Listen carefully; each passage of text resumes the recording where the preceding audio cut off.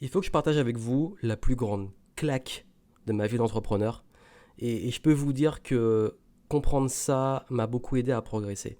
Et ça va répondre à une question qui m'est souvent posée, c'est Johan, je suis passionné par ce que je fais, je suis un peu perdu, je suis en manque de clarté et j'aimerais comprendre qu'est-ce qui aujourd'hui me bloque et qui m'empêche de progresser et quels sont les conseils que tu pourrais me donner et quels conseils je peux vous donner pour pouvoir vraiment progresser dans votre parcours d'entrepreneur et arrêter de stagner, tourner en rond, avancer comme une tortue, poser 10 000 questions et surtout quand vous êtes dans une overdose d'informations. Je vais vous dire une chose. Quand j'ai débuté dans l'entrepreneuriat, c'était mon rêve de devenir libre, de pouvoir être entrepreneur. J'étais pas fait pour le salariat, j'étais pas fait pour bosser pour un patron, j'étais pas fait, enfin j'étais vraiment dans une optique. Je fais pas d'impasse, c'est l'entrepreneuriat ou la mort. Clairement, mais j'étais un taré, je vous dis, je voulais entreprendre. Le problème, c'est que c'est pas aussi facile que ce qu'on pense. Et une fois sur le terrain, on se rend compte qu'il y a beaucoup de difficultés. J'ai traversé pas mal de galères. J'étais étudiant, j'étais fauché, j'avais une dette.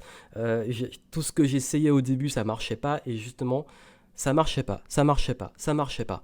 Et j'ai continué à persévérer. Et toutes ces histoires-là, là, je vous partage rapidement le conseil. Mais si vous voulez avoir le détail de mon parcours, allez voir les Game Entrepreneur Stories sur ma chaîne YouTube, dans la playlist.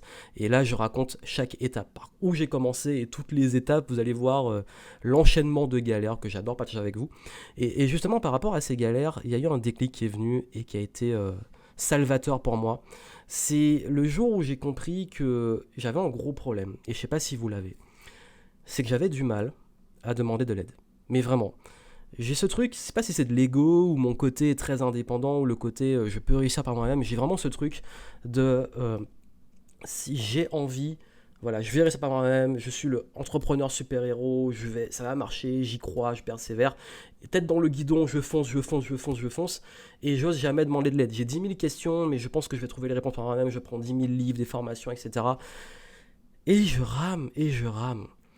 Et une fois, j'ai rencontré quelqu'un qui est devenu l'un de mes mentors, et il m'a dit un truc qui m'a marqué.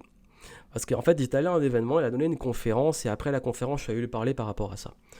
Et il a dit, en fait, le plus gros blocage que vous avez dans votre vie, c'est ce que vous ne savez pas que vous ne savez pas. En fait, je simplifie. Ce que vous ne savez pas que vous ne savez pas. Il y a des choses qu'on ne sait pas et on n'est même pas au courant qu'on ne sait pas ces choses. Et quand il a dit ça, j'ai dit, mais c'est vrai qu'en fait, le plus grand blocage qu'on a dans notre parcours, c'est notre ignorance, les choses qu'on ne sait pas. Sauf que dans l'ignorance, il y a des choses qu'on ne sait pas. Par exemple, si vous ne savez pas vendre, je sais que je suis nul en vente, je ne sais pas vendre, je dois apprendre à vendre. Le fait de ne pas savoir quelque chose, en être conscient, c'est déjà un premier pas vers la résolution du problème. Mais le souci, c'est que si tu ne sais pas le problème que tu as, tu ne sais pas c'est quoi ton problème, tu ne sais pas justement ce qui te manque, c'est encore beaucoup plus compliqué. Et dans le business, il y a beaucoup de choses qui nous manquent. Beaucoup de choses. Et vraiment, quand il m'a dit ça, je suis allé le voir après la conférence. Et je lui ai dit vraiment merci pour ce message parce que je ne me rendais pas compte qu'à à force de jamais demander de l'aide, à force de jamais prendre du recul sur mon business et d'avoir un regard extérieur, parce que je sais pas, j'avais peur, de l'ego, etc. J'étais en train de perdre du temps en fait, parce qu'il y a plein de choses que après, quand j'ai compris ça, qu'on m'a partagé comme conseil et tout, qui m'ont débloqué. Et je lui ai demandé justement quel est selon lui ce qu'il pense la plupart du temps chez les gens qui galèrent, ce qu'ils ne savent pas et dont ils sont même pas au courant. Et là, il m'a dit, le premier truc qu'il m'a dit, c'est tout simplement au niveau du mindset, parce que ça on vous le dit souvent, c'est tout ce qui est lié aux croyances limitantes, clairement. C'est-à-dire que il y a des personnes, je vous donne des exemples très concrets, sur l'argent. Il y a plein de choses qu'ils ne savent pas sur l'argent, mais ils ne savent pas qu'ils ne les savent pas. Ils ne savent pas qu'il est possible de pouvoir gagner de l'argent sans vendre son temps. Il y a une époque où je ne le savais pas. Quand j'étais étudiant, je ne savais pas que c'était possible. Et quand je l'ai découvert, ben, c'est là que j'ai voulu devenir entrepreneur. Parfois, on peut ne pas savoir que le fait de toujours voir la vente comme quelque chose de mal, c'est une croyance limitante, mais on n'est pas au courant. Toutes les limitations qu'on peut avoir et tout le fait de se dire c'est impossible, c'est pas pour moi, ou c'est comme si, c'est comme ça, on n'est pas conscient en fait. C'est pour ça qu'il y a beaucoup de personnes, peut-être qui apportent des objections par rapport à ce que vous voulez faire, par rapport à vos projets, votre parcours, etc.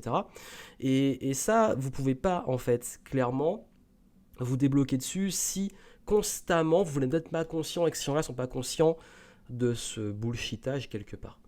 Ça, c'est vraiment le premier truc. Après, avec l'expérience, j'en ai découvert des nouveaux, que ça soit ne pas savoir des éléments sur la vente, sur le marketing, sur la gestion, sur l'argent, justement, et toutes ces choses-là. Et c'est quoi le conseil que je vais vous donner concrètement, pour faire court?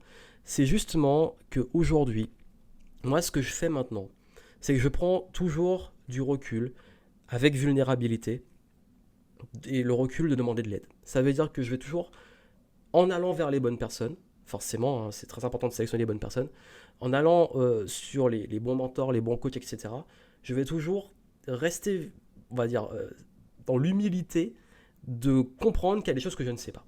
Et des choses que je ne sais pas et je ne suis même pas au courant que je ne les sais pas. Et toutes les fois où j'ai débloqué des paliers dans mon business, c'était limite parfois soit des découvertes en mode ah ouais, mais j'étais même pas au courant qu'on pouvait faire comme ça. J'ai même pas pensé, c'était même pas dans mes compétences, j'ai pas les infos, on n'a pas les infos, on peut pas prendre les bonnes décisions. Et d'autre part, il y a des fois où je savais des choses, mais je savais les choses, mais je ne les faisais pas en fait. Il y a des choses que vous savez que vous ne faites pas.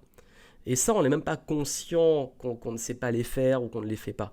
Donc, ce que je veux vous dire ici, c'est qu'il est très important d'avoir cette audace et ce recul, de demander de l'aide quand il faut.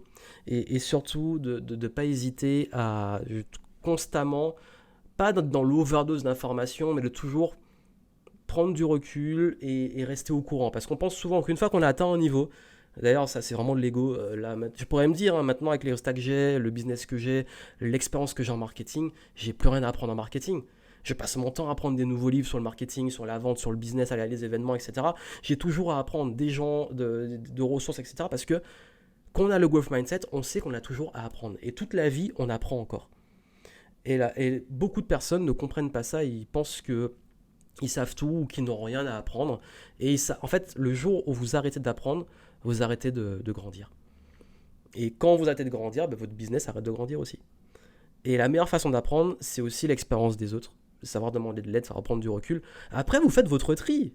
C'est ça la bonne nouvelle, c'est que si le conseil vraiment vous parle pas, bah c'est pas grave. Par contre, si ça crée un déclic et tout, il y a une question aussi de timing, hein. Parfois, on n'est pas encore. Quand je dis qu'on ne sait pas, il y a des fois où j'ai eu des super informations, mais je n'étais pas conscient parce que je n'étais pas prêt à comprendre l'intérêt de la pépite et de l'information. Mais faites confiance au timing et à votre cerveau. Les bonnes choses vont arriver au bon moment, mais vous devez rester dans une dynamique d'apprentissage. C'était le conseil que je voulais vous donner. Et justement, si vous voulez savoir comment ça marche, je fais un webinaire prochainement. Et je vais vous montrer justement dans le parcours qu'est-ce que vous devez faire et dans quel ordre pour progresser. Et vous allez au moins savoir, on ne peut pas tout savoir, mais vous allez au moins savoir qu'est-ce qui fonctionne en business et qu'est-ce que vous devez faire concrètement étape par étape pour progresser de zéro à votre business de rêve. Et pour ça, rendez-vous en live, inscrivez-vous, c'est gratuit. Le lien est en descriptif. Et puis n'oubliez pas que le plus important, c'est toujours de rester en mouvement, en apprentissage et d'avoir l'humilité de comprendre qu'on a toujours à apprendre et qu'on est toujours en apprentissage constant. Et moi encore aujourd'hui dans mon business, je suis toujours en train d'apprendre et c'est ça qui est kiffant.